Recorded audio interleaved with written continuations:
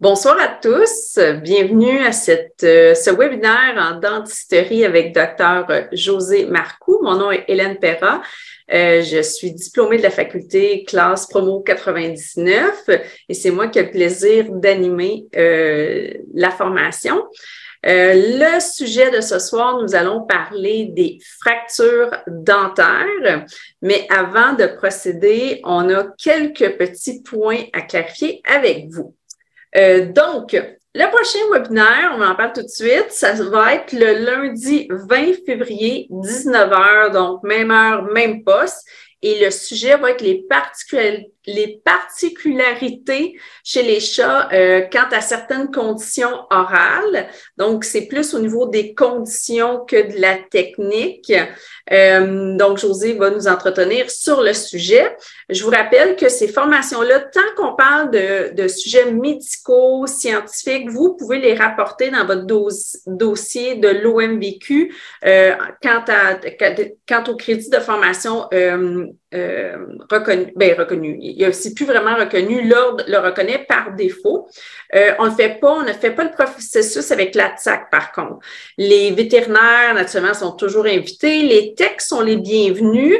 C'est juste qu'il faut gager un peu le niveau de contenu scientifique, mais ils sont toujours les bienvenus. Donc, si vous voulez partager l'enregistrement avec votre équipe, gênez-vous pas.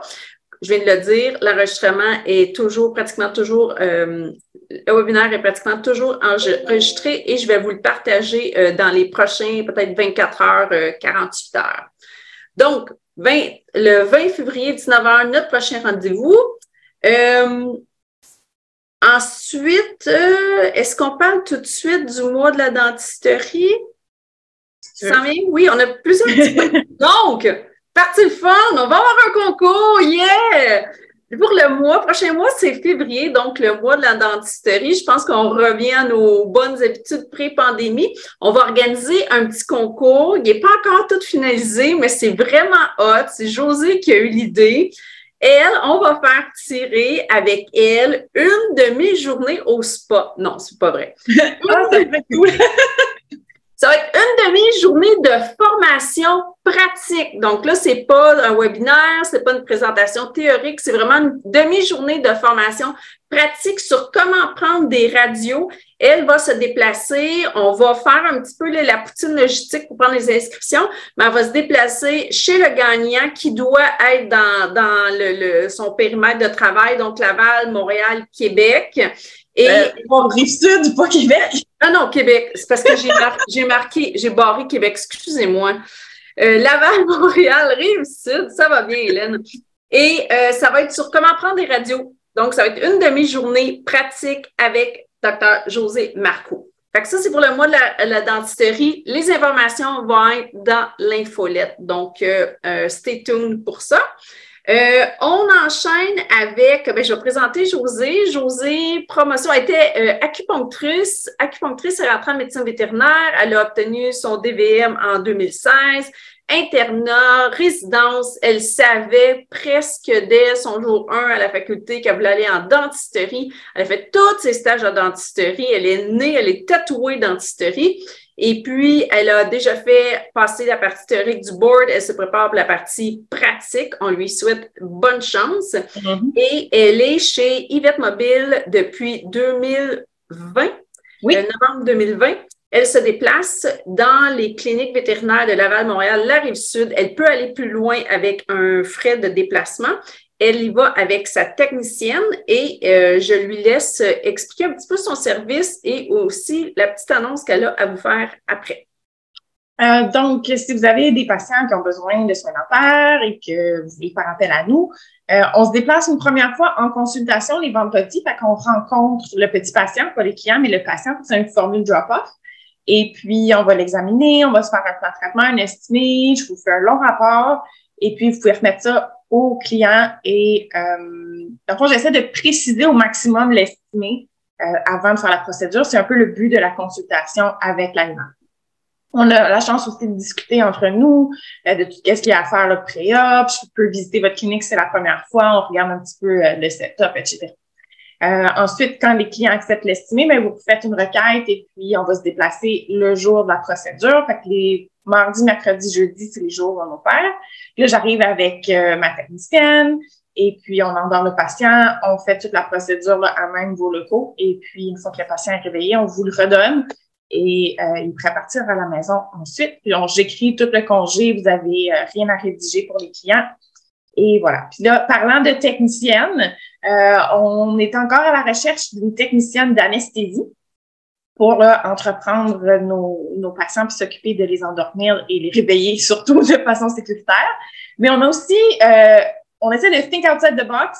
Je suis aussi ouverte à engager un vétérinaire qui serait intéressé à faire cette position-là. Fait que l'avantage, vous ne perdez plus jamais un client. Vous imaginez? En tout cas, pour moi, c'est extraordinaire. Donc, petit job d'anesthésie. Si ça vous intéresse, vous pouvez m'en parler davantage en privé. Donc, tech ou vet qui veut faire des cas d'anesthésie plus poussés, on a peut-être une place pour vous chez Yvette Mobile. Puis Josée, là, elle a plein de sujets de discussion vraiment atypiques, là. Moi, j'aime beaucoup jaser. C'est vraiment, moi, j'aimerais ça que ta collègue passe la journée. On peut parler de tout avec toi, de Bitcoin jusqu'à du traitement paranormal quasiment. T'es vraiment une personnalité fascinante et jamais ennuyante. Donc, s'il y a des gens intéressés, comment ils te contactent? Ça peut être tout simplement vous m'envoyer un courriel. Dans le fond, c'est probablement la meilleure façon. Yvette Mobile, ou je l'écris-tu dans le chat? Comment ça marche le chat? Moi, c'est jamais moi qui écris. Je peux le faire si tu veux pendant. Okay. Donc, ce soir, on parle de... des annonces. Il y a plein d'autres annonces. Ah oui? Ben oui. Oui. Les loupes. Bon. J'ai parlé la semaine passée, en fait, ça fait 2 courriels que j'ai envoyés à la rep pour les loupes. Attends. Il fait juste l'intro pour les gens qui n'étaient pas là. T'es allé où? Oui. Oui, ça date depuis le forum. Il y a une compagnie de loupes grossissantes de chirurgie que je trouvais particulièrement intéressante. Ils n'étaient pas trop chers, sont garantis à vie si vous les cassez. Même si c'est votre faute, vous appuyez dessus, vous les remplacez. Donc, j'avais fait faire des loupes pour ma tech avec eux et ils avaient dit qu'ils étaient ouverts à se déplacer jusqu'à Montréal pour venir faire les fittings pour les gens parce qu'évidemment, il faut qu'on vous mesure avant d'acheter une paire de loupes. Donc, ces compagnies-là étaient intéressées à venir à Montréal après plusieurs courriels, Noël, etc. On se parle demain pour fixer une date. Donc, je sais qu'il y a une couple de vêtements, ça fait des mois qui attendent. Fait que ça s'en vient, je travaille là-dessus. Et puis, quand je saurai donc la date, évidemment, si vous n'êtes pas sur ma petite liste de vétérinaires intéressés, vous voulez vous rajouter à la dernière minute, il n'y a pas de problème. Là, la rep, elle va être là si vous voulez venir juste les voir, les regarder, les essayer. Ça vous engage à rien. Fait que je travaille là-dessus. Il faut aussi que je mentionne, par contre, ma tech qui a acheté ses loupes, genre le 1er octobre, elle les a pas reçues encore. Donc, il semble avoir des délais de livraison un peu paranormaux, comme on disait. Fait que, en tout cas, je vais essayer de voir avec eux. Ils m'avaient fait de bonne impression au forum. Comme je disais, ils n'étaient pas trop chers. Mais à date, c'est bon. On a une question. Te souviens-tu le coût, comment qu'on avait dit? Le prix congrès que je vais essayer de faire répéter pour vous, là, c'était, dans le fond, 1400 US. OK. Je sais pas si je vais réussir à l'avoir, mais là, je vais essayer de négocier que si on est 5-6 à faire des loupes, peut-être qu'ils peuvent appliquer ça. Encore un prix. Ouais. Parfait. Mais si ça vous donne un ordre d'idée, là aussi, là, tu sais, c'est pas, ça coûte pas 500$ des loupes avec prescription. Ben, sur mesure, là, tu sais, vous avez votre distance pupillaire, votre longueur de travail, etc. Là, j'ai trouvé, elles sont super légères, c'est les montures, etc. Fait que j'ai trouvé bien confortable pour les avoir essayées. Bon. Prochain point, le signalement. Oui. Alors, on continue d'essayer très fort. Quand vous m'envoyez une question, ça me fait toujours plaisir de vous répondre. Si vous pouvez inclure le signalement dans la question du patient et le prénom du patient aussi, ça va être beaucoup ensuite à retracer les bons courriels et les mettre au bon patient. Parce que des fois, vous me posez une question puis ça finit en consultation, mais 3 semaines plus tard, fait que ça m'aide à retracer la bonne photo, etc. Puis le signalement, en fait, c'est des fois, ça paraît niaiseux, mais l'âge du patient va me permettre d'orienter la réponse à votre question. Fait que c'est juste vous gagner du temps puis vous m'aider à vous répondre mieux si je connais le signalement du patient. Et dernière petite chose, ça commence à faire un petit bout de temps que je fais des cas avec vous en clinique. Puis, je me rends compte, j'aime bien ça, avoir des nouvelles des patients. comme un peu ma paye. C'est ma... Autant ça me fait plaisir de répondre à vos questions, mais quand il y a un développement par rapport à ce patient-là, ça me fait vraiment plaisir de vous relire aussi. Fait que autant si je vous donne un conseil de dire, comme là récemment, il y a quelqu'un qui m'a envoyé une photo, puis là, j'étais comme, OK, je suis pas sûre qu'est-ce que d'une masse. Puis là, je suis comme, ben, j'ai envoyé des pistes de qu'est-ce que je pensais que ça pouvait être, mais je suis un peu curieuse. Fait que j'espère que quand cette personne-là va avoir le résultat de biopsie, elle va me réécrire, me dire c'est quoi. Parce que moi aussi, j'apprends, ça me permet des fois, pour les cohorts, d'avoir un peu de feedback.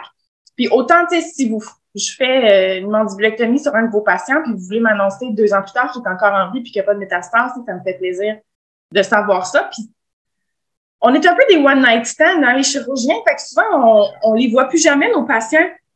Fait que, tu sais, quand on me demande, oui, mais c'est quoi ton taux de survie à long terme? Des fois, je suis comme, ben, je sais pas, je les ai plus jamais revus. Fait que, bref, si vous revoyez mes patients, ça me fait vraiment plaisir d'avoir des petites nouvelles si vous y pensez, si vous avez fait. Super. Voilà. Tout le monde sait que Josée aime les relations à long terme, elle aime pas. Good! Je pense qu'on a passé tous nos petits points. Oui. Le ménage, comment on appelle ça? La cuisine est faite, là. Oui. Donc, les fractures. Je sais pas si je prépare la présentation, je vais juste jaser, puis quand il y aura des belles photos, je vais les partager. Donc, j'avais envie de parler des fractures parce que j'ai reçu beaucoup de questions par rapport à ça récemment. Puis, tu sais, je pense que les fractures compliquées où on voit la pulpe, tu sais, je pense que la plupart d'entre vous, ça va bien, tu sais, de savoir que c'est extraction, traitement de canal, puis qu'une fois que la pulpe est exposée, c'est pas mal cuit pour cette dent-là. Même on va réviser un petit peu, mais il y a d'autres subtilités aussi dans les fractures. La fracture, la dent est cassée, mais la pulpe n'est pas exposée, ou la dent est usée parce que le chien gruge, ou aussi ça, la dent est décolorée, mais pas cassée. Fait qu'on va rentrer un petit peu dans les détails des fractures aujourd'hui. C'est super, super commun chez nos chats et nos chiens.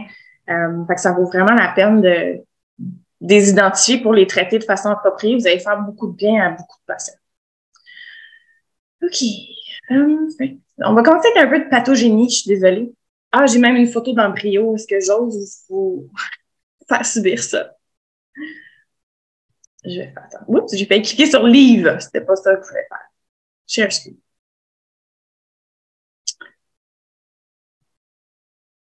Bon. Donc ça, c'est un bourgeon dentaire qui est dans l'os. C'est simplement pour vous montrer que il va y avoir une couche de cellules ici qui va se faire au niveau de la couronne. Puis, il y a 2 types de cellules qui vont partir chacun de leur bord. Donc, on va avoir des cellules ici qui vont se mettre à déposer l'émail. Puis, on va avoir des cellules ici qui vont se mettre à déposer la dentine. Puis, en fait, les cellules vont déposer la dentine comme eux, ils vont finir à l'intérieur, puis les cellules qui déposent l'émail vont finir à l'extérieur. Puis, ça va faire notre couronne. Tout ça pour vous dire que, en fait, l'émail va complètement être déposé avant même que la dent fasse éruption parce que les cellules sont à l'extérieur de la dent, puis c'est comme ça qu'ils déposent l'émail. Une fois que la dent a fait éruption puis qu'elle est dans votre bouche ou dans la bouche de votre patient, ben il n'y a plus du tout de cellules qui produisent des éléments qui sont sur vos dents. Donc, une fois que l'émail est brisé, ben il n'y a aucun potentiel de réparation de cet émail-là parce que si vous y pensez, il n'y a aucune cellule qui peut possiblement se rendre par l'extérieur de vos dents pour aller réparer ça. Fait que, première petite parenthèse, de l'émail, une fois que c'est fracturé, chippé, brisé, c'est fini, ça ne se réparera jamais. Pour la dentine, c'est un petit peu... il y a quand même des petites nuances. Je vais voir mon autre photo. Ah oui, OK. Bon, excusez, je vous ai changé de slide un petit peu pour rien, j'aurais pu rester.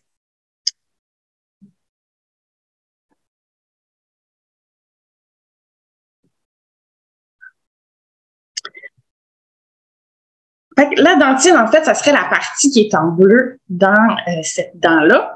Donc, on a notre émail ici qui est en blanc, qui est seulement sur la couronne, fait que la partie là, qui est dans la bouche.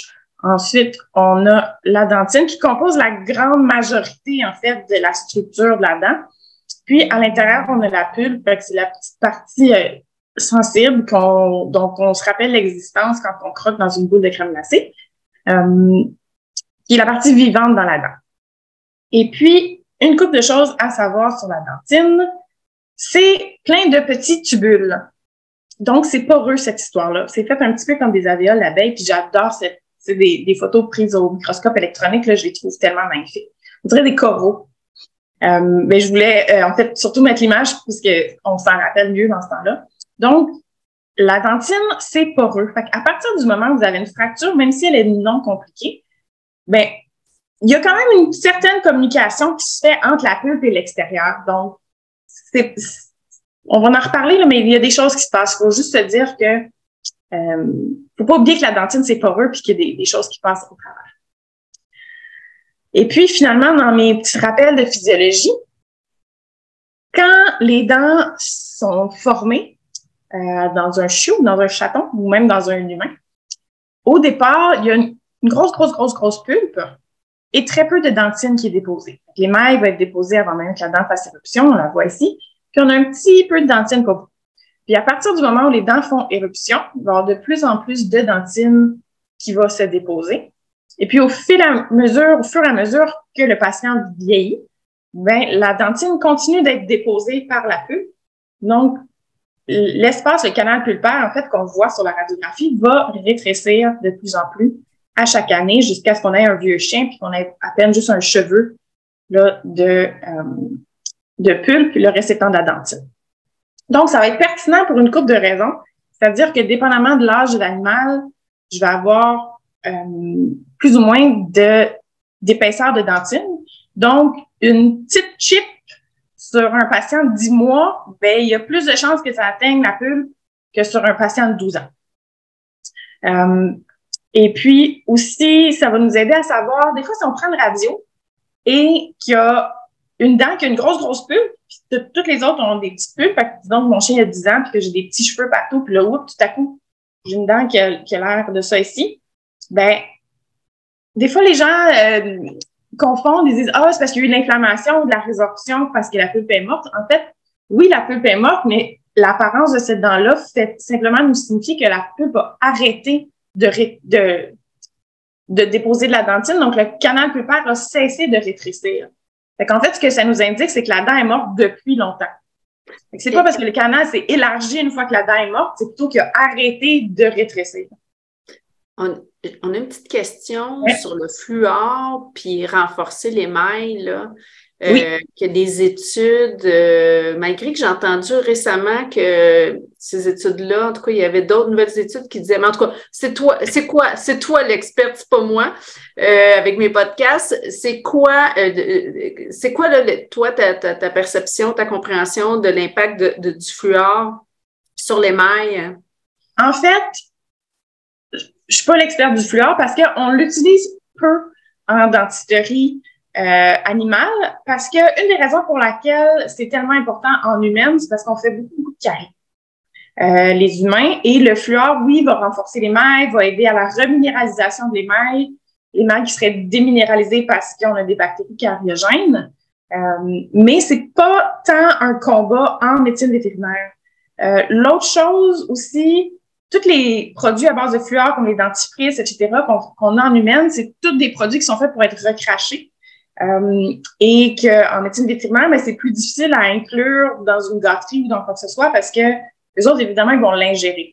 Une des raisons pour laquelle on ne recommande jamais d'utiliser de la pâte à dents humaine chez nos animaux de compagnie, c'est pour pas qu'ils avalent la pâte à dents et le fluor. Parce que pour la grosseur de la bestiole, ça peut faire beaucoup trop de fluor. Puis c'est ça, c'est un peu moins pertinent sur nos animaux de compagnie parce qu'ils n'ont pas de caries. Mais oui, techniquement, ça aide à reminéraliser l'émail. Si vous avez des pâtes à polir qui contiennent du fluor, évidemment, ça ne sera pas avalé. Puis c'est une fois par année, donc il n'y a pas de danger d'utiliser sous cette forme-là. Mais à part ça, les produits de fluor ne sont pas tant utilisés en médiate. Ou si ça change, un jour, je vous dirai. Mais c'est un peu ça le feedback de fluor qu'on a. Merci. Ça diminuerait aussi la sensibilité dentinaire. Disons qu'on a une racine d'exposé quelque part puis c'est sensible, le fluor aiderait à repatcher ces choses-là. Chez les humains, mais chez les chiens, c'est impossible de savoir s'ils ont de la sensibilité dentinaire quand ils ont de la récession gingivale et autres. Fait que c'est comme un peu on est un peu dans le néant par rapport à ça. Donc, on va sûrement voir d'autres radios, mais rappelez-vous que les grosses pulpes sont jeunes, les petites pulpes sont sur des vieux, puis que si on a une grosse pulpe parmi les petites pulpes, c'est parce que la dent est morte, en fait, dans le bas âge de l'animal. C'est pas que la pulpe a élargi, c'est qu'elle a arrêté de vieillir. Bon, fait que dans la pulpe, qu'est-ce qu'il y a? Il y a des cellules qui s'appellent les odontoblastes, qui sont en fait eux qui sont responsables de déposer la dentine tout au long de la vie de l'animal. Tout au long de votre vie, puis nous aussi, là, elles vont rétrécir, elles vont s'emmurer vivantes elles-mêmes. Mais ce qui est intéressant aussi de savoir, c'est qu'elles ont une relation très étroite avec la dentine parce que les cellules elles-mêmes vont émettre des petites projections qui rentrent dans les trous de la dentine que je vous ai montré tantôt. Fait que chaque petit trou, il y a un odontoblaste avec son... c'est un processus de tonze, là, bref, vous n'êtes pas obligé de savoir ça. Donc, à chaque fois que la dentine va être impliquée dans une fracture, ben, il y a des odontoblastes qui vont avoir souffert de ça. C'est pour ça qu'on en parlait tantôt, les fractures non compliquées, là. Non compliquées, ça veut pas dire 100% sans conséquence. Donc, on se rappelle souvent, en fait, en dentisterie, si vous lisez des livres, on va parler du complexe pulpe-dentine parce que, en fait, c'est pas deux structures qu'on peut vraiment séparer, étant donné que, bien que les cellules sont situées dans la pulpe, il y a vraiment une partie de la cellule qui rentre dans la dentine, qui est la partie minérale. Fait que la dentine est morte, mais pas morte parce qu'elle contient des bouts de cellules. Y a-t-il d'autres questions? J'ai vu des pop-up. Ou ça, c'est des vieux?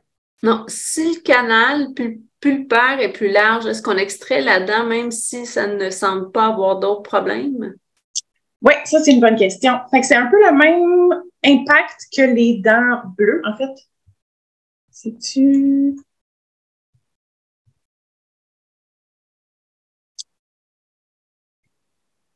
C'est la même chose qu'une commotion. Dans le fond, je vais expliquer une petite chose, puis je vais revenir à cette question-là tout de suite après.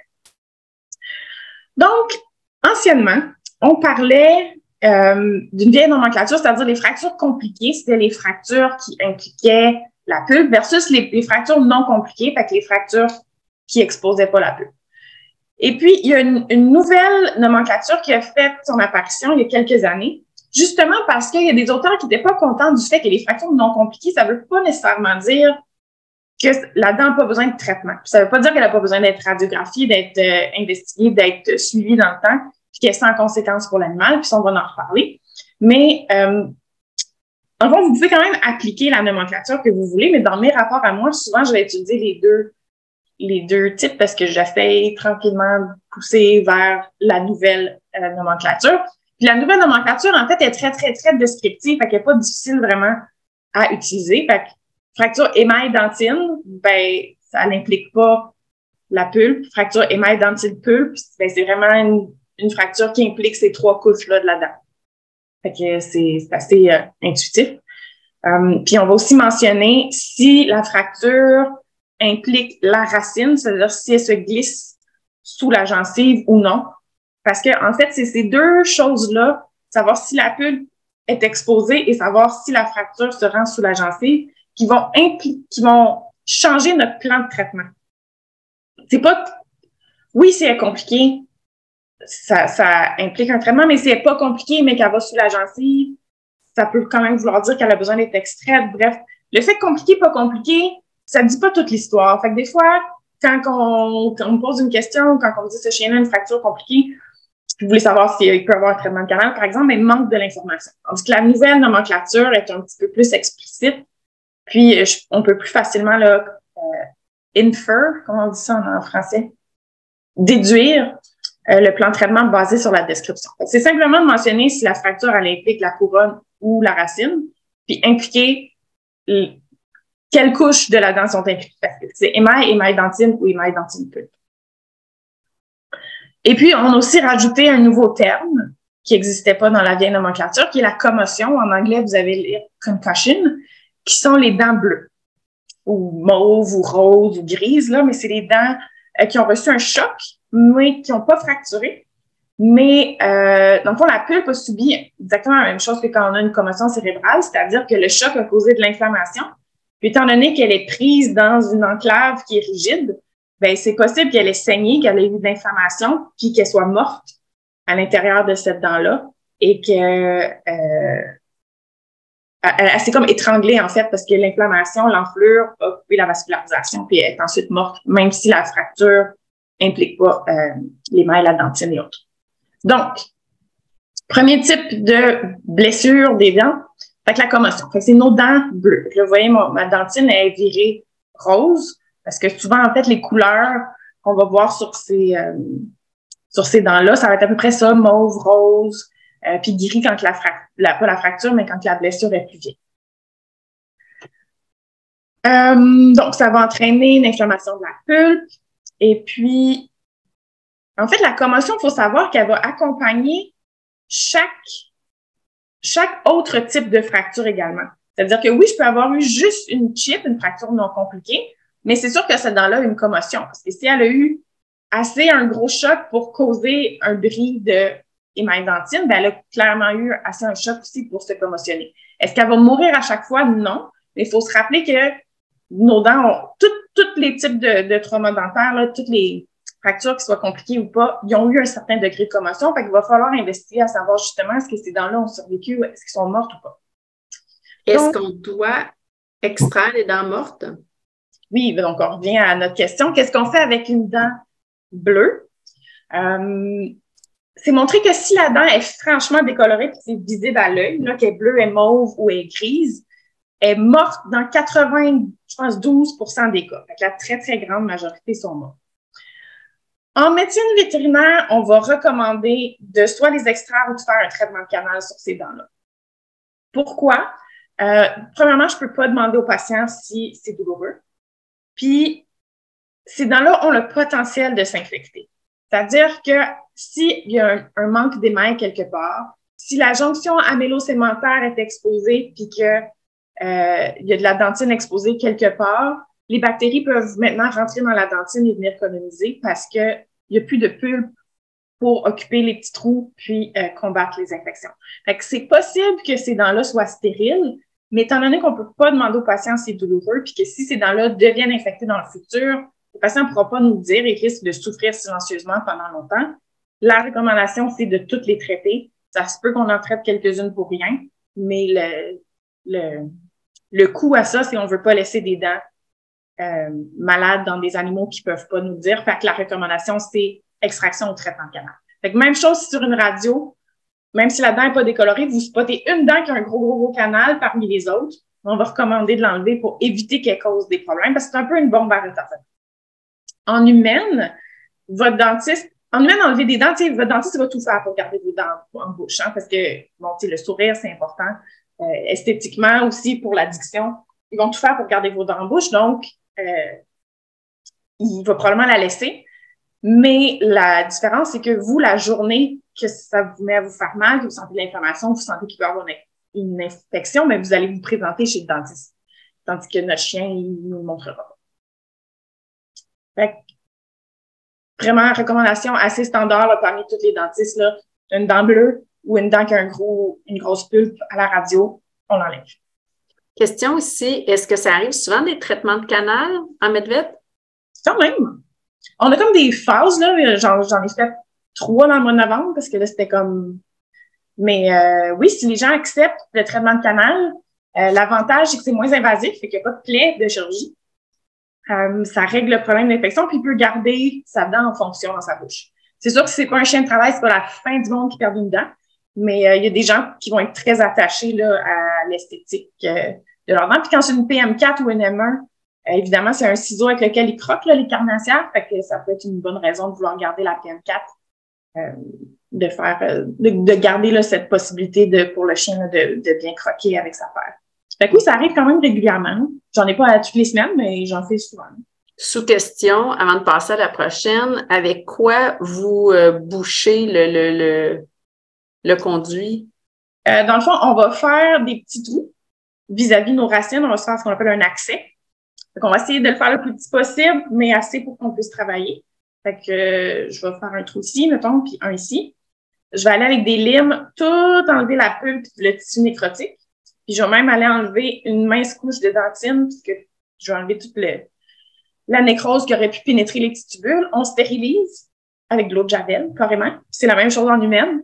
Fait qu'on va flusher de l'eau de Javel jusqu'à vraiment stériliser la dent. Puis, on remplit avec un matériel inerte qui s'appelle la Gutta Perca, qui est tiré d'une plante à caoutchouc. C'est un petit matériel qui est orange. Fait qu'on bourre tout ça. Puis, c'est un matériel qui réagit pas puis qui est pas... qui peut pas être un nutriment. Fait que, mettons qu'il y aurait des bactéries qui seraient restées cachées dans les tubules, ben, elles sont vraiment ensevelies sous ce matériel-là, dont elles peuvent pas tirer ni oxygène ni nutriments. Donc, si la stérilisation n'était pas complète pour une raison quelconque, ben, ils se font ensevelir et peuvent pas vraiment aller plus loin. Puis ensuite, on va reboucher nos trous. On va faire une restauration comme un plombage, une restauration blanche. Puis tout ce que vous allez voir, c'est le petit rond. En Medvet, on fait pas de color match, là. Si vous allez chez le dentiste, ils vont checker la teinte exacte de votre dent. Mais nous, non. Fait que, bref, il va y avoir un blanc qui va peut-être être un petit peu différent du chien, mais à part de voir un petit rond, la dent va garder la forme qu'elle avait. Ben, au moment de la fracture, là, je peux pas remettre ce qui est perdu, mais elle sera pas plus courte. Parfait. Une autre question, est-ce qu'une dent avec une commotion est plus à risque de fracture aussi ou on la retire seulement pour le risque d'infection? On la retire pour le risque d'infection. Même chose des traitements de canal. Une fois que le traitement de canal est fait, il n'y a pas plus de risque que cette dent-là refracture dans le futur. Mais ce qui a fracturé la dent, si le chien continue à manger des roches, c'est la force qu'il a pris pour fracturer sa dent au départ est encore... C'est encore possible qu'il refracture sa dent autant, là. Fait que c'est sûr que si on a des comportements comme les chiens qui mangent des barreaux de cage ou des chiens qui aiment manger des roches ou des chiens qui aiment manger des glaçons, peu importe, ben, il faut travailler sur cesser le comportement parce que sinon, il peut recasser cette dent-là ou en casser d'autres. Donc, si le client veut être abonné à un traitement de canal par année, ça va me faire plaisir, mais peut-être qu'on est juste... Tu dis les glaçons? Oui, comme des gens qui aiment donner des cubes de glace à leurs chiens l'été, là, pour les rafraîchir, là, vous pouvez casser les dents des chiens. Oh my God. Comme plate de dire, ah, j'ai donné une gâterie à mon chien, là, ça me coûte 2000 $, c'est vraiment canal.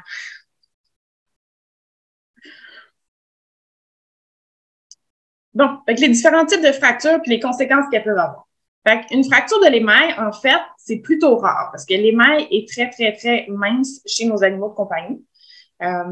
Mais en fait, ça serait une des types de fractures dont il n'y aurait pas tant de traitement nécessaire, c'est-à-dire qu'il n'y a pas de tubules dentinaires qui sont exposés, à part pour la commotion. Donc, il mérite quand même d'être radiographié au cas où on verrait des signes de mort pulpaire. On va voir dans quelques minutes c'est quoi ces signes-là.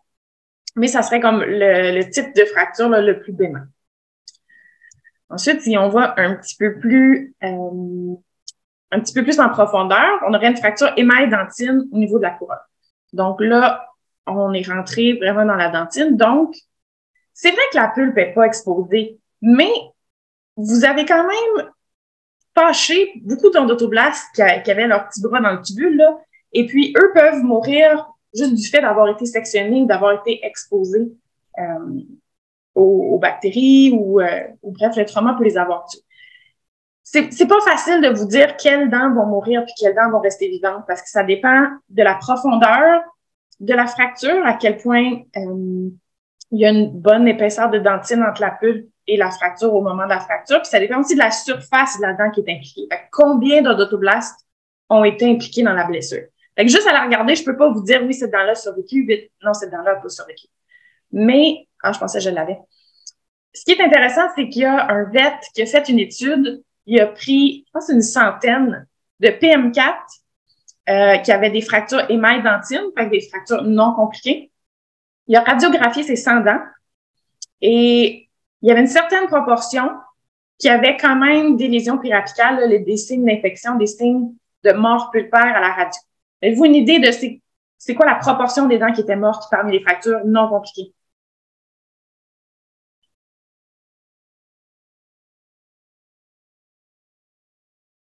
Dites un chiffre. On a-tu un bruit de criquet? Oui, pour l'instant. C'est-à-dire combien de dents qui sont cassées, qui sont non compliquées, vont quand même mourir dû au trauma qu'ils ont reçu? On a 50 45 50 50 50. En fait, c'est 25. Mais c'est quand même 1 sur 4, tu sais, c'est pas rien, là. Fait que à chaque fois qu'il y a une fracture non compliquée, ces dents-là méritent d'être radiographiées. Okay? C'est ça le message, là. Fait qu'on peut pas se dire, ah, non compliqué, on s'en fout. Il n'y a pas besoin de traitement. C'est comme, oui, mais je vois qu'elle est non compliquée à l'examen. Ça mérite quand même là, que le patient ait un détartrage avec radio et examen, parce qu'au radio, il y a 25% des chances qu'on trouve une lésion puis qu'il y a une raison de faire, encore une fois, extraction ou traitement de canal si la dent est morte, pour pas que le chien souffre en silence pendant des années. Donc, rappelez-vous, l'ancienne non compliquée, là, qui est une fracture émail-dentine, il y a quand même 25% des patients qui ont besoin de notre aide dans tout ça. Par contre, la pulpe, elle a le potentiel de se guérir aussi. Si la fracture émail-dentine, ça l'a frustré les odontoblastes, mais que ça les a pas frustrés trop, en fait, ce qu'ils vont faire, c'est eux autres, ils l'ont senti là, avec leur petit processus, là, que là, ils sont exposés à l'extérieur, qu'ils ne sont pas supposés. Donc, ils vont produire des molécules, puis ils vont aller boucher les tubules dentinaires, puis ils vont reculer, fait qu'ils vont déposer de la dentine de réparation en dessous du site de fracture, si la dent survit. Donc, il y a un certain potentiel de réparation. Pour les dents qui vont avoir survécu, ben, elles vont eux-mêmes boucher les trous et combler l'espace. Ça se peut que ça se voit à la radio des fois. Bon, fracture émail dentine pulpe de la couronne. Fait que ça, c'est notre fracture compliquée. Ça, c'est assez straightforward. Traitement de canal ou extraction dans tous les cas. C'est-à-dire qu'il n'y a pas de peut-être, il n'y a pas de 25%. Il n'y a pas grand-chose en medvet là, ou en médecine tout court qui est 100% dans la vie, là, mais une pulpe qui est exposée aux bactéries de la bouche, ça meurt tout le temps. Ça, c'est juste, ils sont pas faits.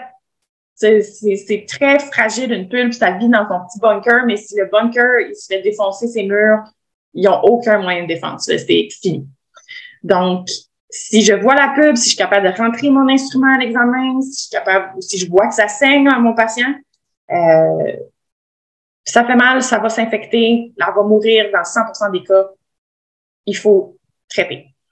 D'extraire la dent, en fait, c'est ça qui est la façon la plus accessible parce que ça peut être fait en pratique générale, la plus efficace pour enlever l'infection. Mais si le client désire garder la dent, mais on peut aussi faire un traitement de canal.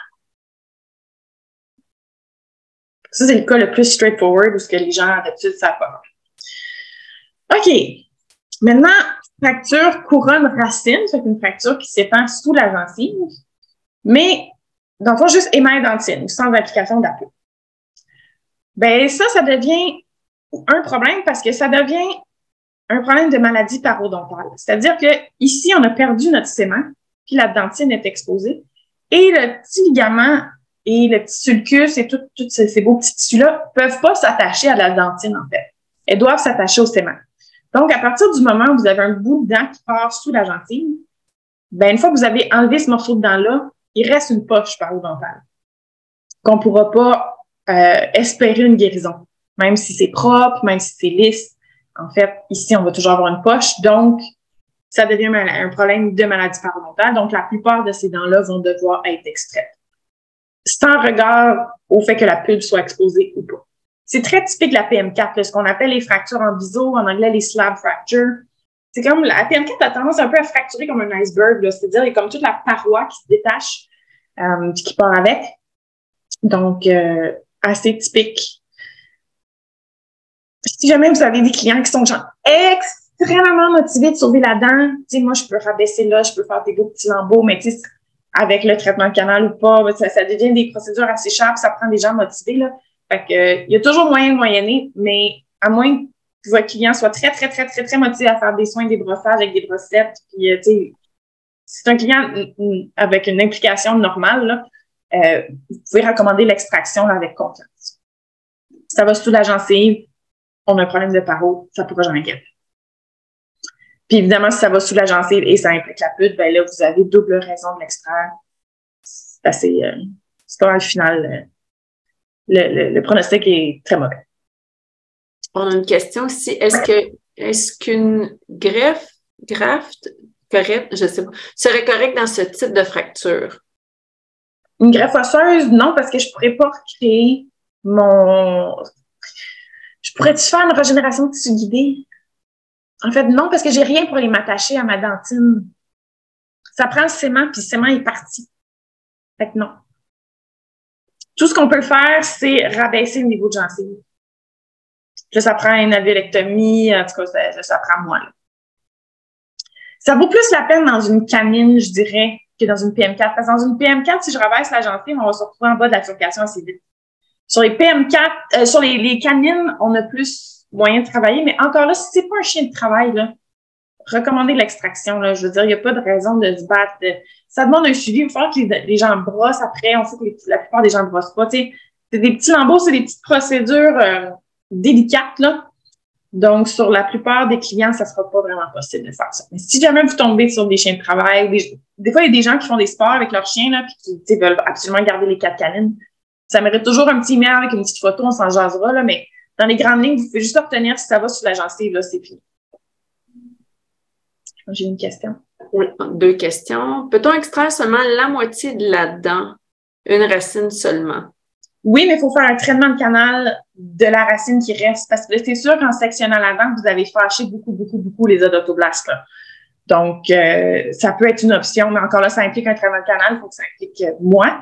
Mais oui, ça peut être, si les gens veulent garder quelque chose, on peut faire ça. OK. Une autre question. Est-ce que la profondeur de la pochette fracture a un impact sur la décision d'extraire?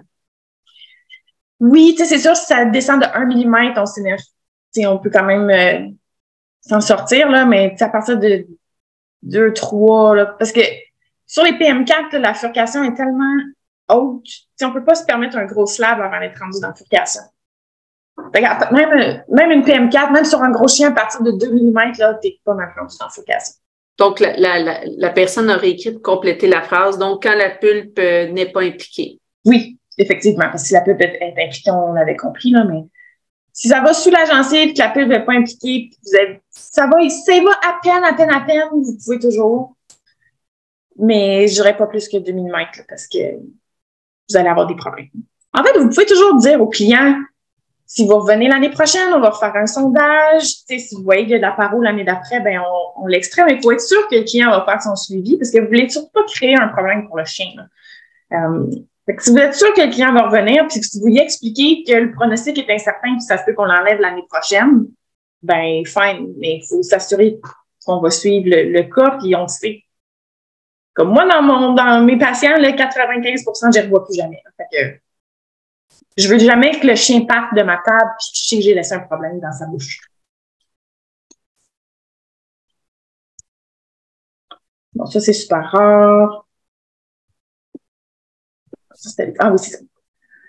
Attends, je pense qu'on a une autre question.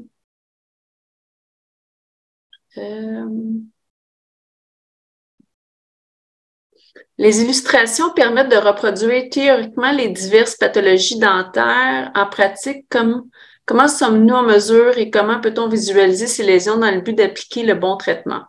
Il y a un article, ça c'est mes illustrations par ma graphiste, mais il y a un article où ils ont leurs propres illustrations qui sont toutes là.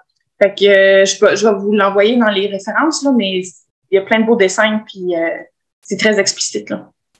C'est Snyder qui a fait ça. C'est lui qui a introduit la nouvelle nomenclature, puis il y a plein de beaux dessins aussi, je vais vous l'envoyer.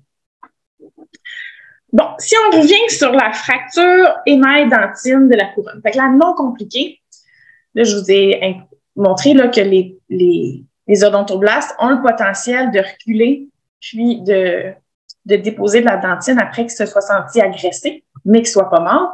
Ça s'applique aussi dans le cas des chiens qui usent leurs dents. Les chiens qui grugent. Ça nous arrive des fois de rencontrer un chien, puis les 4 canines, il manque le tiers. Là. Mais on voit que c'est une belle surface lisse. C'est pas des fractures, c'est vraiment de l'usure. Une des façons de différencier cliniquement, est-ce que c'est un chien qui gruge des balles de tennis versus c'est un chien qui a cassé ses dents, mais c'est sûr qu'une fracture, c'est irrégulier. C'est rare que la dent ait été fracturée parfaitement lisse. ce serait peu probable dans un chien que vous ayez 4 fractures de 4 canines au même niveau, les 4. Par contre, si le chien, par exemple, mange des balles de tennis, ben là, c'est plus probable que ça va être très symétrique son affaire, puis qu'il va avoir une certaine correspondance entre le haut et le bas. Là. Donc, ça, c'est une façon de différencier, c'est-tu de l'usure versus c'est-tu des fractures. Puis, si le chien use ses dents parce qu'il gruge une surface rugueuse comme des balles de tennis, il y a 2 issues possibles. S'il a usé ses dents tranquillement, c'est-à-dire il mange la balle de tennis, mais de façon raisonnable.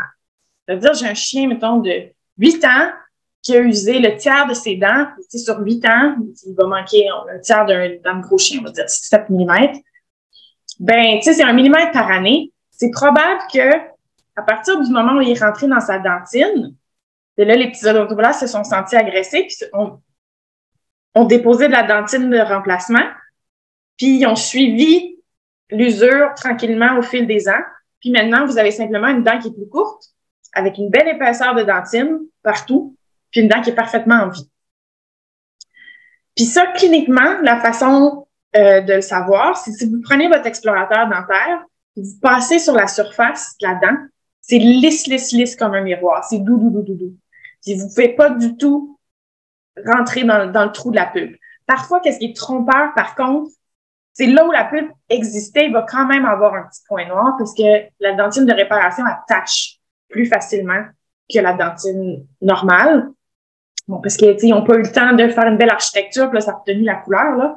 Fait que des fois, on voit un petit point rose, puis on est comme, es-tu exposé ou pas? Mais si c'est lisse comme un miroir, c'est de l'usure et, dans le fond, la pulpe n'est pas exposée. Si, par contre, vous avez un chien qui a un orage, puis qui a décidé de manger ses barreaux de cage en dedans d'1 heure, ben c'est évident que les petits odontoblastes n'ont pas eu le temps de déposer de la dentine de réparation en 1 heure. Ou ça peut arriver aussi un chien qui a une dermatite épouvantable puis il va se toiletter là, de façon excessive. Ben, les poils, en fait, c'est très abrasif. Fait qu'il peut utiliser les dents vite. Ben là, il va user sa dent puis user sa dentine assez rapidement pour rejoindre la pulpe puis exposer la pulpe. Puis là, à ce moment-là, on va avoir une dent morte. Mais la différence avec ça, c'est que vous allez quand même avoir une surface lisse, mais votre explorateur catch dans le petit trou que ça fait. Puis ça, sur un chien gentil, on est capable de le faire réveiller souvent. Fait que ça vraiment, il suffit que vous le fassiez une fois, là, vous allez la sentir, la structure de miroir, là. C'est vraiment pas équivoque, là. Tu sais, prenez votre explorateur puis passez-le sur un miroir, puis c'est vraiment le même feeling. Par contre, si vous voyez que ça rentre dans le trou, à ce moment-là, elle va être exposée. Puis, ben, c'est le même traitement de canal ou extraction dans ces cas-là. Fait que là, c'est un petit peu le petit bémol que j'avais à dire sur les dents usées. Ça arrive souvent que j'ai cette question-là en kiné.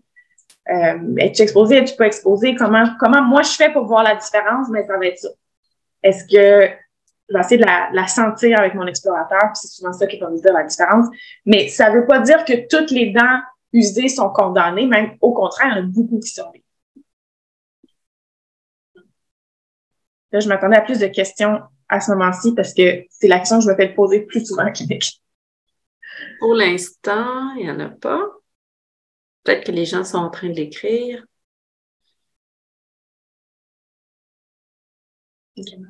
Mon Dieu, j'ai parlé vite. Bon, Bon, ça, c'était l'article sur la quantité de dents qui avaient des lésions à la radio quand ils étaient non compliqués. Fait que ça, 25%, ben 24%. Ah oui, ça, c'est un exemple de mon patient. En fait, il venait pour une fracture de PM4 de l'autre côté, qui était plus évidente. Puis, de ce côté-ci, il y avait une chipette, là. Il y a comme à peine des petites fractures de rien. Puis, tu sais, j'ai pris les radios par formalité, là. Tu sais, jamais que je m'attendais à voir quoi que ce soit. Puis là, oups, belle lésion endodontique. Cette dent-là était morte malgré, là, à peine. Fait que c'est probablement la commotion qui l'a tuée, en fait, cette dent-là, quand il l'a cassée à l'enflée, puis elle est morte. Donc, ça vaut la peine, même sur les petites fractures qui ont l'air tout à fait bénignes, là, de faire des radios. Mais de toute façon, je pense que j'ai assez vendu les radios de bouche complète sur tous les patients. Donc, toujours à vérifier. Il y a quand même une bonne proportion des fractures non compliquées qui ont besoin de votre intervention. On a des questions. À la radio, on peut quand même voir si la pulpe est exposée dans les cas d'usure, non? Souvent, oui. En fait, c'est que ça dépend de l'angle, des fois, de votre radio. Tu sais, elle peut avoir l'air de ne pas se rendre. Mais oui, souvent, dans les cas d'usure, c'est un petit peu plus symétrique là, comme affaire, parce que quand ça casse fracturé, ça casse en angle, puis notre radio en 2D, des fois, elle ne nous aide pas, mais effectivement, sur des dents usées, vu qu'elle est plus est usée de façon plus uniforme, si vous la prenez dans un bon angle là, très tangentiel, vous allez pouvoir voir effectivement. Faudrait que j'en trouve une radio avec un beau pont de dentine. Là. Il y en a qu'on voit vraiment que la pulpe est comme 3 mm plus loin, là, c'est assez clair. Fait que oui, je vais essayer de trouver un exemple pour la prochaine présentation. L'autre question, est-ce que la couleur d'une pulpe exposée est la même qu'une dentine décolorée? Si je comprends bien, c'est juste avec l'explorateur qu'on peut voir la différence. Oui, parce que si le chien a usé ses dents, là où la pulpe existait avant, j'ai vu du rose pâle, du brun foncé. Fait que le petit point, là, il peut être vraiment de toutes sortes de couleurs. Par contre, je ne veux pas que vous confondiez un petit point sur une dent usée versus une dent au complet qui est décolorée. Fait qu'une dent au complet qui est mauve, je ne sais pas si j'ai des photos. Allez.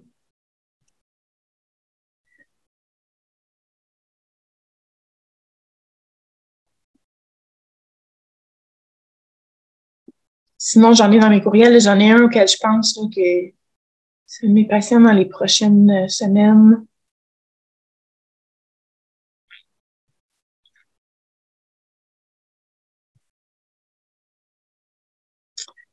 Là, je vais checker tout.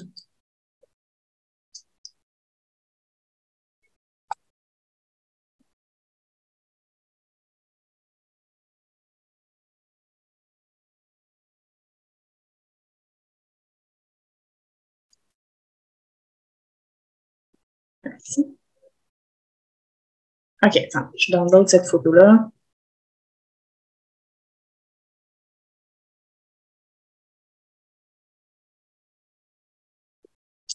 Puis sinon, j'en ai fait un récemment sur un gros chien, mais qui avait des dents usées, mais jamais on a été capable de prendre une photo. Le chien bougeait tellement, c'est déjà un miracle qu'on l'a examiné. Zoom, share screen. Attendez, ça s'en vient.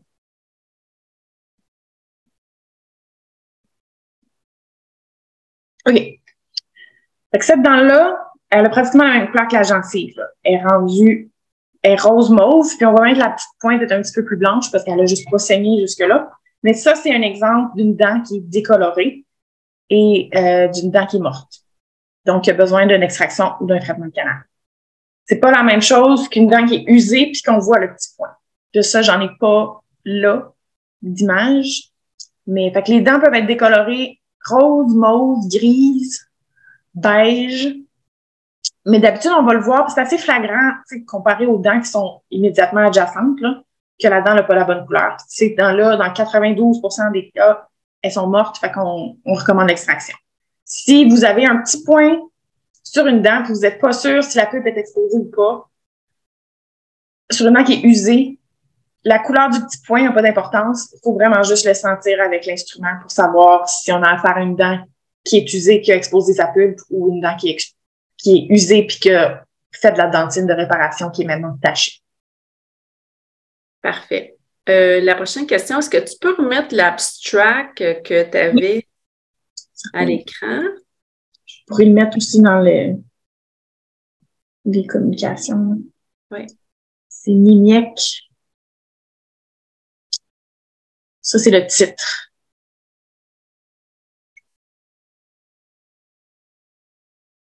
OK, là, la prochaine question, pendant justement que les gens prennent en note, mais on va aussi le mettre dans l'infolette qui va suivre. Est-ce que c'est possible d'avoir plus de photos de dents fracturées avec les radios associées? Différentes sortes de fractures. Est-ce que tu as ça sous la main?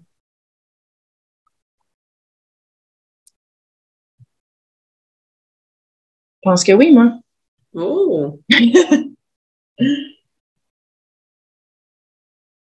Exposé ou pas exposé? Les différents. Fait que là, on a la photo. Fait que probablement, faites-moi la description de cette fracture, s'il vous plaît. On a exposé.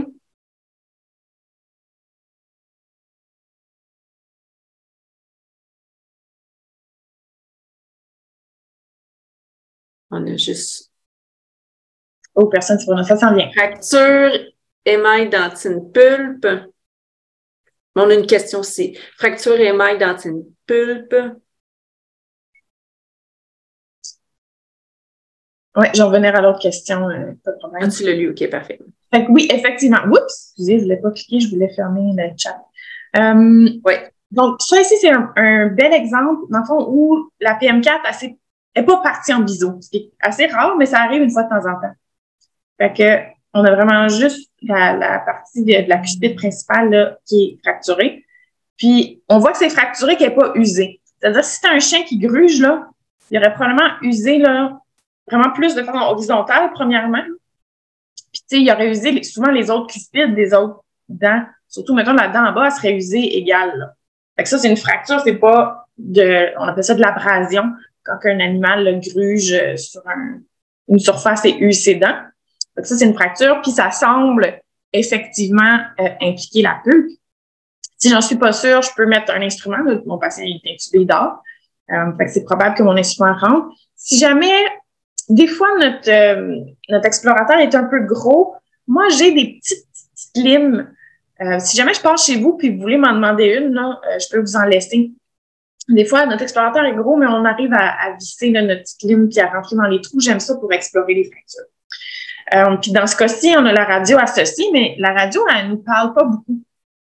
C'est-à-dire que les radios dentaires, malheureusement, ne sont pas très sensibles pour détecter les lésions périapicales, particulièrement au maxillaire. C'est-à-dire que ça nous prend une perte de minéralisation de 30 à 40 avant de voir une lésion à la radio. Ce qui arrive, par exemple, c'est que si le cortex du mandibule ou du maxillaire n'est pas impliqué, ben le cortex étant plus épais et plus minéralisé, mais il va masquer notre lésion sur toute son épaisseur. Donc, si vous avez une pulpe exposée, vous êtes capable de rentrer votre instrument dedans, là, puis votre radio est belle, je m'en fous, vous l'extrayez quand même. Okay? Elle est exposée cliniquement. On est sûr là, qu'elle a besoin de traitement. On prend notre radio à l'avance quand même pour savoir s'il y a-t-il des courbes dans les racines, y a-t-il des surprises. Mais même si vous ne voyez pas les lésions et que votre pulpe est exposée, soit elle les a pas fait encore, ou soit elle existe la lésion puis que vous ne la voyez pas encore parce que la radio n'est pas assez déminéralisée. Petite parenthèse pour vous dire que les radios ne sont pas non plus assez sensibles pour détecter toutes les lésions, malheureusement. Fait que dans notre 25 de PM4 fracturés, y en a-t-il une plus grande proportion qui ont besoin d'aide? Peut-être, mais le rendu là, on se mettra pas à toutes les extraire pour le fun, là. Mais au moins, celles qu'on voit, on intervient. Là, il y a une question, mais là, je ne sais plus si cette radio-là, quand elle a été écrite. Non, je pense pas. Oui. Exact. Je vais voir si j'en ai une radio qui démontre ça, probablement, parce que c'est pas bien rare. La question, c'était, sur la radio, on observe une racine avec pulpe et racine adjacente sans pulpe. C'est un bon indicateur que la racine est morte et il n'y a plus de formation de la dentine. C'est bien cela. C'est tout à fait bien ça. Puis, oups, attendez, j'ai perdu mon curseur parce que mes mains sont trop sèches. Je vais vous montrer notre radio dans un instant. Puis, je vais en profiter pour vous montrer une autre chose qui est pas mal cool à savoir cliniquement. C'était la radio avec la PM4. Ouais, mais celle-là n'était pas super flagrante. Hey, tu m'excuses? C'est que j'ai perdu mon curseur. OK, il y en a vu. OK. Oups, pourquoi tu m'as changé ma radio? Ne faites-en pas, appelle pas comme ça aux membres de son équipe. Ah, Mélissa, oui, mais Mélissa, j'aime pas de me parler de même aussi. Vous parlez chacune à vous-même? Mais Mélissa, c'est un scorpion, hein, puis moi aussi, fait que on se gêne pas. Mais ça, c'est la petite touche paranormale que j'aime, là. Bon. Fait que sur cette radio, fait qu'on a un chien qui est très clairement, c'est un vieux chien, là. Je veux dire, ça 404. Tu sais, j'ai un mince fil. Toutes les incisives, j'ai un mince fil de cavité pulpaire, en fait. Puis là, oups, ici, là, j'ai comme 2 mm, là. Fait que là, cette dent-là, en fait, est morte, puis elle est morte depuis longtemps, là. Fait que ça, c'est un exemple que si... Puis là, ici, bon, ma couronne est fracturée, mais même si ma couronne est intacte, là, ça, c'est sans équivoque, là, cette dent-là, elle a besoin de partir. Fait que ça, c'est un bel exemple de ce que vous pouvez trouver, là, en clinique. Puis, je vais vous montrer une autre affaire vraiment cool. Fait que ça, c'était la dent en question, qui était sur un pitbull quand même assez âgé. Fait que bon, si la dent est très courte, est très irrégulière, on voit que c'est une fracture, que c'est pas l'usure. On a le gros trou ici, mais j'aimerais porter votre attention sur la petite bosse ici. Une petite framboise, rien du tout. Dans la vraie vie, là, ça a 2-3 mm. Mais c'est une petite bosse, puis c'est typiquement à la jonction entre la gencive attachée et la muqueuse alvéolaire. Okay? C'est la jonction muco-gingivale qui est associée à une dent morte. Et ça, qu'est-ce que c'est? C'est le point de sortie d'une fistule. Et j'ai là un abcès dentaire. Et le seul indice qu'on a un abcès dentaire, c'est la petite bosse ici.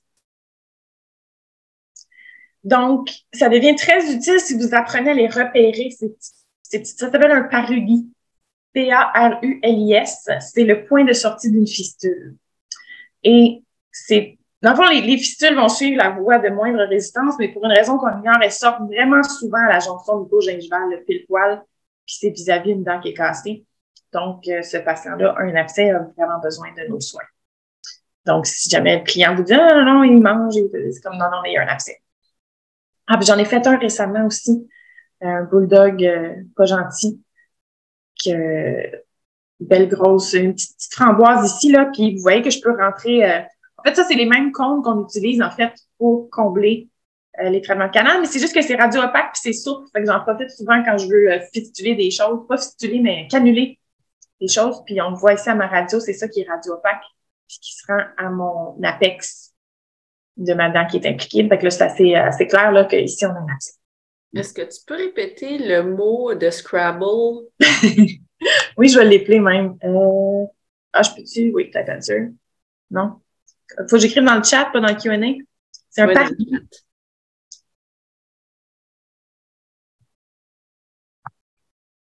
Parulis. Je sais pas si j'ai d'autres photos de parulis. Ce chien-là avait plein d'autres fractures. Là, ça se passait... Là, dans ce cas-ci, la radio était claire. Ça, je vous montre un petit peu comment. Je vais revenir. J'essaie juste de voir si j'ai d'autres parulis. Ça, c'est un ulcère. Bon, j'en ai pas d'autres, mais au pire, au quiz de Noël, là, attendez-vous à avoir des parulis, OK? Je vais vous en trouver un. Là, lui, il avait fistulé, là, dans la peau. Mais ça, c'est assez typique hein, aussi, là. Là, je sais qu'il y a du poil partout, là. Fait que le museau est ici. Sa bouche est là. Son œil est quelque part ici, là. C'est juste qu'on a rasé la plaie, là, mais si jamais c'est pas... Tu sais, des fois, il y a plus des Genevettes qui n'ont pas vu ça encore, là, mais patient qui se présente avec un abcès en dessous de l'œil, là, c'est très, très, très souvent dentaire. On a une PM4 fracturée ou une M1 fracturée, puis c'est juste que tu as fistulé au travers de la peau. Des fois, il se présente, et on peut penser que c'est une plaie, on peut penser que c'est une piqûre d'abeille, on peut penser qu'il s'est accroché ou dans quoi que ce soit, là, mais souvent, on soulève la lèvre. Ah, surprise, belle grosse PM4 là, qui est, je veux dire, la cuspide est supposée aller jusqu'ici. Là.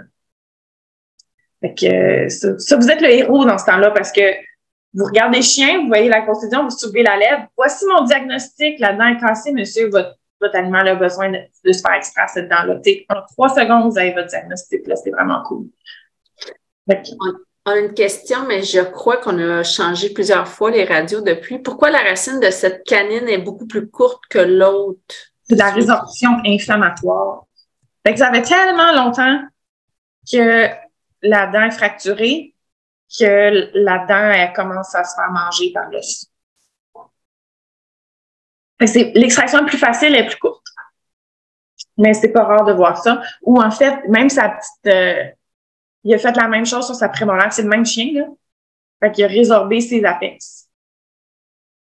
Ça s'appelle la résorption inflammatoire. Puis c'est ça qu'on voit quand il y a des lésions périapicales. Fait qu'il il mange son os, mais des fois, il mange aussi sa dent. Fait que aussi, dans ce cas-ci, extraction plus facile, les racines est encore plus courtes. J'ai-tu vu une autre question, non? Allons voir si on a des photos. On a eu un merci. Ça, c'est un exemple d'un traitement de canal. Fait qu'on a une racine ici qui est cassée une canine qui est cassée chez un chat. La fracture est compliquée. Donc, dans ce cas-ci, j'ai fait mon accès directement dans mon trait de fracture. Je peux faire ça chez les chats parce que les canines sont plutôt droites. Donc, on va aller mettre des petites limes. On va passer des limes de plus en plus grosses pour aller vraiment sur toutes les parois de mon canal, à l'instrumenter, à l'enlever tout ce qui est nécrotique. Ensuite, je vais remplir mon canal. Vous voyez, j'ai grossi là, mon canal un petit peu entre ce qu'il y avait au départ puis ce que j'ai instrumenté, mais c'est vraiment pour aller enlever tout le petit nécrotique infecté. Là, je la remplis d'un matériel inerte. Et puis, ensuite, je fais ma restauration. Je sais pas si j'ai mis une photo. Ben oui. On la voit pas beaucoup, là, elle est un petit peu éclaircie, mais dans le fond, j'ai ma petite restauration ici qui est blanche.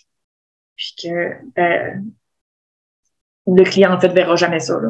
Fait que là, ce petit chat-là peut repartir avec sa dent qui est plus courte parce que je peux pas rebâtir ce qui est perdu, mais tu sais, il y a encore une dent quand même pour croquer. On n'a pas été obligé d'enlever une grosse canine. Puis ce petit chat-là va faire une longue vie heureuse. Question, Hélène? J'aurais pu la lire moi-même. Question d'extraction, si possible de la poser aujourd'hui. Quel est le risque de laisser une racine en place? Je sais que chez les humains, on peut faire ça. Oui. Dans le cas d'une dent fracturée, c'est une très, très, très mauvaise idée parce que tout l'intérieur du canal pulpaire est colonisé par les bactéries. Parce que là, vous avez un tuyau, là, carrément. Là, toutes les bactéries de bouche se sont fait un plaisir d'aller manger tout le tissu nécrotique de pulpe et de s'installer. Fait que si pour une raison quelconque, ma racine, elle casse, là, il n'y a aucune indication pour la laisser en place si votre dent était cassée parce que c'est sûr et certain qu'elle est colonisée par les bactéries et qu'elle est infectée. Donc, je vais continuer à avoir une réaction inflammatoire à l'apex, puis je vais continuer d'avoir une infection dans l'os. Ça peut virer en ostéomyélite, ça va faire du gros caca. Si votre dent est cassée et que la pulpe est exposée, vous devez extraire la dent au complet. Toujours. Il n'y a pas de « ah, si, mais petit ». Oubliez tous les critères que je vous ai dit l'autre fois, là. Si c'est parce que la dent était infectée, il faut l'enlever. C'est un corps étranger qui est colonisé. Il y a un biofilm dessus, il faut que ça fasse. Tu peux-tu nous donner un range de prix approximatif pour un traitement de canal? Là, j'imagine que ça change de dent en dent, là, puis aussi de sinus aussi. Là, on a augmenté un petit peu. Mais mettons un canine de chien, là, qui est quand même assez classique. Je pense que si ça inclut détartrage radio-examen, puis le traitement de canal, je pense qu'on doit être autour de 2003. Si par contre, vous avez déjà fait le radio-détartrage, vous avez fait le tour de la bouche, puis là, vous avez remarqué ça, vous appelez le client et dit non, je voudrais un traitement de canal, puis que moi, je reviens puis que j'ai pas besoin de faire tout le reste. Le traitement de canal plus la nest, on va être autour de 1800 à peu près. Je pense que j'ai menti, c'est pas 2003, je pense que ça va être plus 2005. Puis ça, est-ce que le prix, est-ce que c'est un range selon le type de dent, selon l'espèce? Ouais, mais pour les canines, c'est les plus fréquentes qu'on sauve. Les chats, c'est un petit peu moins cher parce que, comme j'ai dit, leurs dents sont plus courtes. Fait que le prix est moins cher parce que c'est moins long. Je sais pas par cœur, mais au pire, je pourrais vous l'envoyer. Puis une PM4, c'est pas mal plus cher. C'est plus cher parce que j'ai trois racines à instrumenter, puis c'est 3 fois le travail, là. Elle me semble, je pense que ça doit être 1008, mais sans la NES, sans rien, là. Fait que, tu sais, mettons 3000 pour sauver une PM4, puis 2005 pour sauver une canine, là, incluant la NES, le détartrage, les radios, tu sais, la totale. Comme je vous dis, si vous avez déjà fait le détartrage, puis vous pouvez m'appeler là juste pour une procédure très ciblée, c'est des choses qu'on fait aussi, là. Je l'écrirai dans l'infolette là, pour faire un petit topo. OK. Maintenant, dans le cas d'une couronne dans le cas d'une couronne fracturée, y a-t-il un délai maximal pour un traitement de canal? Non. Là, je vais réintroduire une petite exception. Si jamais vous avez une dent fracturée avec la pulpe exposée et que le client est certain, genre qu'il l'a vu arriver, que ça s'est produit hier, là, comme depuis moins de 24 heures, je peux intervenir et faire ce qu'on appelle une pulpectomie partielle. Je peux enlever quelques millimètres de pulpe, mettre un petit médicament, faire une restauration puis garder la dent vivante. Mais il faut que la procédure soit faite en dedans de 48 à 72 heures du moment de la fracture. C'est une des seules réelles urgences dentaires en dentisterie. Genre qu'il faut que vous m'appeliez là, puis que j'y aille demain. Puis il faut que le client soit sûr. Là, genre, j'ai vu la roche, j'ai entendu crack, j'ai vu le sang, je vous amène le morceau de dent. Pas, j'ai remarqué aujourd'hui. Non, j'ai remarqué aujourd'hui, là, ça fait peut-être 3 mois. Puis dans ce cas-là, le pronostic pour cette procédure-là est 0, là. Mais les gens qui font du sport avec leur chien, ça va être des personnes qui ont plus de potentiel de remarquer des fractures qui viennent d'arriver, là. Fait que, bref, s'ils sont intéressés à sauver la dent puis qu'on est certain que ça s'est produit en dedans de 24 heures, appelez-moi, au pire, je jaserai de la procédure, là, mais c'est des choses qu'on peut faire. Sinon, si la dent est fracturée depuis des mois, voire même des années, il n'y a pas de problème, on peut faire un traitement de canal, peu importe l'âge de la lésion. Même s'il y a une lésion périapicale autour de mon apex, je peux quand même faire un traitement de canal. Le seul moment où je peux pas faire de traitement de canal, c'est si la fracture passe sous la gencive ou si mon apex est résorbé, comme cette dent-là. C'est-à-dire, j'aurais pas de fond pour faire mon traitement de canal. C'est-à-dire, quand je mets mes produits, là, ça va s'en aller dans l'os maxillaire, ce qui est une mauvaise idée. Donc, mais ça arrive très rarement, en fait. Donc, c'est les deux seules contre-indications. La résorption inflammatoire et les fractures sous la gencive. Mais à part ça, tous les candidats sont bons pour des traitements de canal. Là, c'est très rare qu'ils ne sont pas des bons candidats.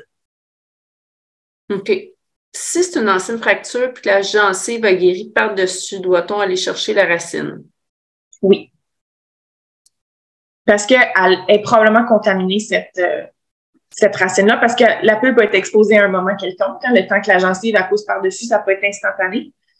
Moi, je sais qu'il y a comme... C'est controversé, c'est pas tous les dentistes qui vont. Il y en a qui disent, oui, mais si la gencive est tranquille, puis là, c'est beau.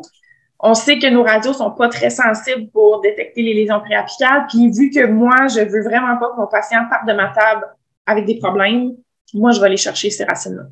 Parce que je sais pas si ça y fait mal. Puis ma radio me dira pas si ça y fait mal. Puis le fait que le chien mange, ça me dit pas qu'il y a pas mal. OK. Autre question. Formation continue. Est-ce qu'il existe des cours formation pour les extractions dentaires? Oui. Si c'est spécifique, si vous êtes avec quelques vêtes, vous pouvez m'appeler. Moi, j'en fais sur mesure des formations. Donc, si vous voulez me faire venir à votre clinique, c'est possible. Pour le moment, j'ai pas encore lancé de TP comme ouvert à tous pour les extractions, mais c'est un petit peu mon objectif pour l'automne.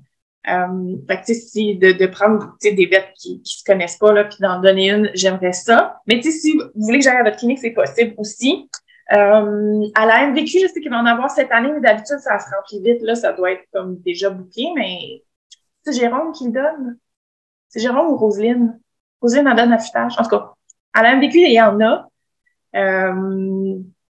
Fait que il suffit des spotter. Des fois, dans les autres congrès, il y en a. Là. Je sais que la CMV, c'est Montréal l'année prochaine, au Québec. Il me semble que c'est Québec. Mais en tout cas, ça se peut qu'il y en ait. Sinon, il y en a aux États-Unis, là, si vous êtes prêt à voyager là, de temps en temps. Mais oui, ça existe. Oups. Au pire, écrivez-moi en privé puis on va s'en jaser. Parfait. Il y a quelqu'un qui dit oui, Dr. Beckman l'offre. Oui, dans Floride, là, c'est quand même... des fois, il vient ailleurs. Je suis moins chère que Dr. Beckman. Écrivez-moi, on va s'organiser. Puis vous n'aurez pas à prendre l'avion. Puis, mais oui, c'est ça, quand je dis aux États-Unis, il y en a aussi, là, il y a d'autres diplomates là, qui en offrent spontanément, un peu comme moi ou comme Jérôme. Là, Jérôme, il pourrait décider demain qu'il en trouve une, là, ça arrive. Là. comme moi, à l'automne, ça se peut que j'en annonce une, mais je ne sais pas d'avance qu'est-ce que mes collègues préparent.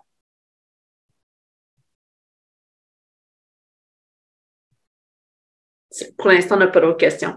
OK. Ben, il est 8h15. Voulez-vous plus d'autres petites radios? Y a-t-il d'autres cas particuliers, genre? Mais premièrement, est-ce qu'il y a des questions qui restent? Après ça, on demandera est-ce que... Ça, c'est un exemple de fracture qui va sous la gencive, là, mais genre, ça s'en va loin, cette histoire. Ça, il n'y a plus rien à faire avec ça. Ça, c'était une fracture surprise. C'est-à-dire que, regardant le chien de face, là, c'était plutôt subtil que cette incisive-là était plus courte. Mais quand on l'a couché puis qu'on l'a reviré de bord, surprise, une pulpe exposée. Fait que, elle a opté pour... en fait, elle venait pour un traitement de canal d'une autre dent. Puis là, finalement, l'incisive, elle, on l'a extrait. Oh, on a...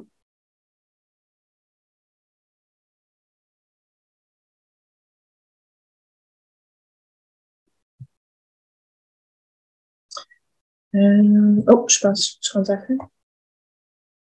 Ah, ça, c'est un choc. Ses canines sont cassées, là, la gencive.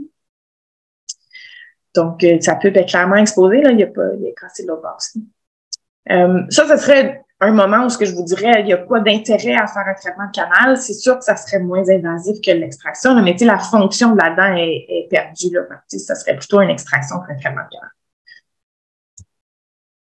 On a des questions. Quelqu'un demande ton adresse courriel. On l'a mis dans le chat tantôt. Sinon, on peut, dans l'infolette, je la donne, je vais la remettre. Quel est le nom de la matière inerte qu'on met lors du traitement de canal? Oui, c'est une affaire à base de plantes, là. Butaperca, je l'ai écrit aussi. C'est comme un mot qui se peut pas, là. Fait que c'est très dur de me comprendre. Est-ce qu'on peut appliquer un scellant sur les fractures non compliquées? Oui. Encore là, ça, c'est quelque chose qui est habituellement fait par moi parce qu'il y a plein de petits produits, il faut comme connaître la physique des produits, puis mais oui. Par contre, en général, je vais recommander les scellants dentinaires sur les fractures que je sais qu'elles sont récentes. C'est-à-dire que soit que l'animal est jeune, puis je sais que j'ai pas beaucoup d'épaisseur de dentine, puis si je vois que la fracture est non compliquée, mais j'aimerais ça protéger parce que je sais que la pulpe est pas bien loin. Fait que j'aime ça faire des scellants dentinaires sur ces patients-là. Fait que je vais dire moins de 2 ans.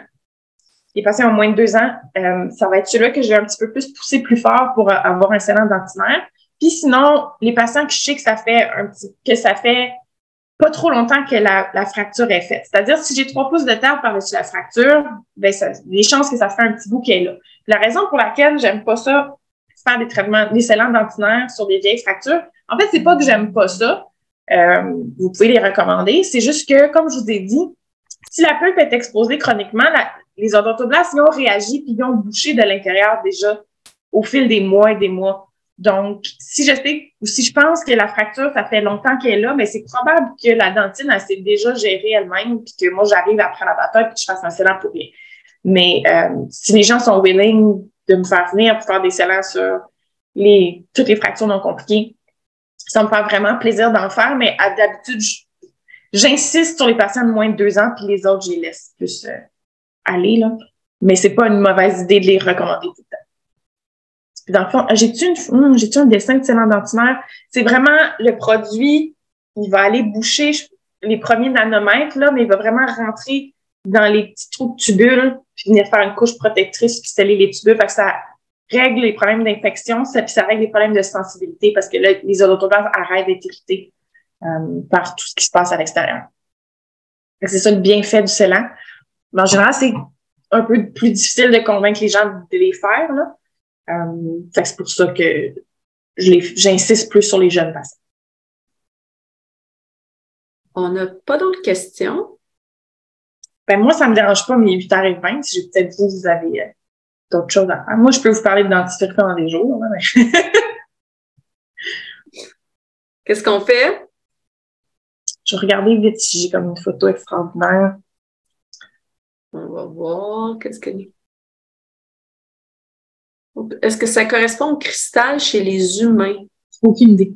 Je sais pas, je connais pas ce produit-là, Cristal. Moi, le mien, il s'appelle pas de même, fait que je sais pas. Ça, l'autre. Sur cette photo, la pulpe est-elle exposée? Hop, tu viens juste... Celle que j'ai enlevée, oui, je peux la remettre. Oui, elle l'était. Mais je suis d'accord que des fois, c'est pas évident, puis il faut vraiment utiliser notre instrument puis toucher. C'est un jeune patient d'ailleurs, puis ouais, oui. En fait, c'est aussi pour vous dire, ils sont pas tout le temps super évidentes. Il faut vraiment prendre un moment, soulever les lèvres, puis regarder attentivement, parce qu'ils vous sortent pas tout au visage. Puis au début, j'avais plein de photos. Ouais, pour vous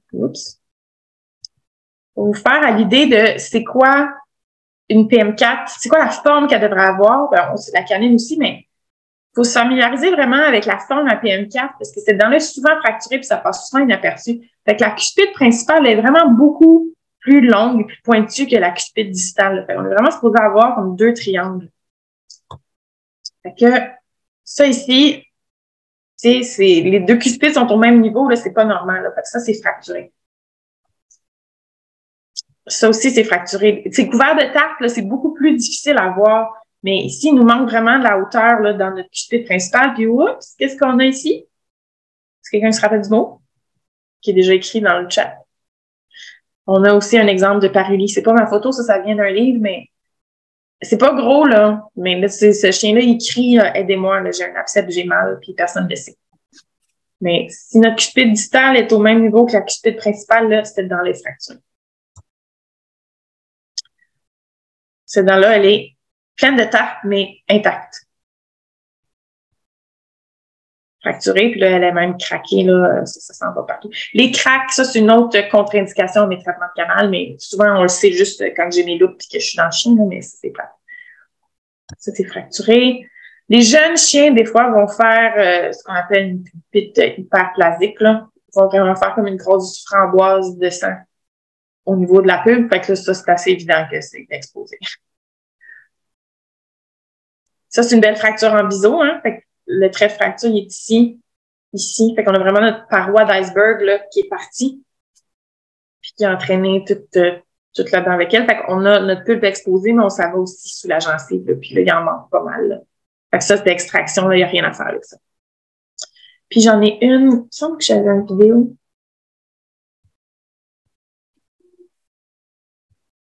D'un slab fracture, mais où ce que le fragment est encore attaché. Ils sont plus durs à voir, eux autres.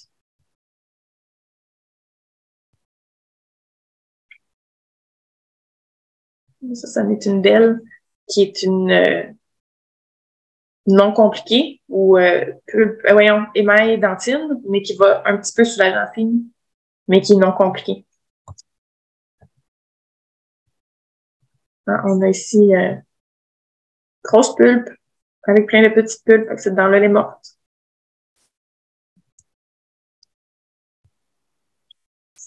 Oh! Ben ça en est une belle, là.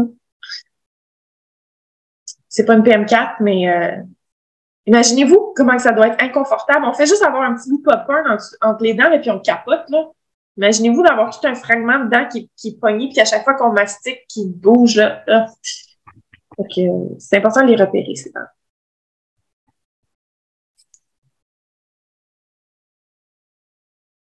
Tu as des remerciements. Les gens disent merci, très intéressant. Là, il y avait une question, mais là, je pense que c'était sur une radio qu'on a vue il y a plusieurs minutes, fait que je pense pas que ça soit possible de savoir c'était laquelle. Là. Donc, on est rendu à 18h25. Je crois que... Est-ce que dernier mot de la fin? Ah, les merci. Merci à vous. Je vous trouve tellement dévouée à la dentisterie un lundi soir. Oui, on reçoit plein de merci. Alors, juste pour récapituler, attendez, je vais juste les fermer parce que ça m'aide à savoir où je suis rendue.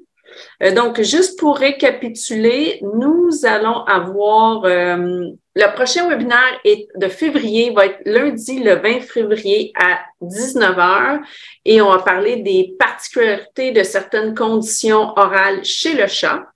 Je vais envoyer l'invitation par infolette. Là, il y a des gens qui m'ont demandé comment on fait pour l'infolette. Vous avez pas, si vous êtes ici ce soir, là, moi, ce que je fais, c'est à chaque webinaire, je prends vos adresses courriels par lesquelles vous êtes inscrits, je le mets dans notre machine pour renvoyer les infolettes et je l'envoie à tous. Donc, c'est important de les ouvrir puis de vous inscrire au prochain ou d'aller voir les références que vous attendez. Des fois, jetez un petit coup d'œil dans les spams. Des fois, les infolettes se retrouvent là.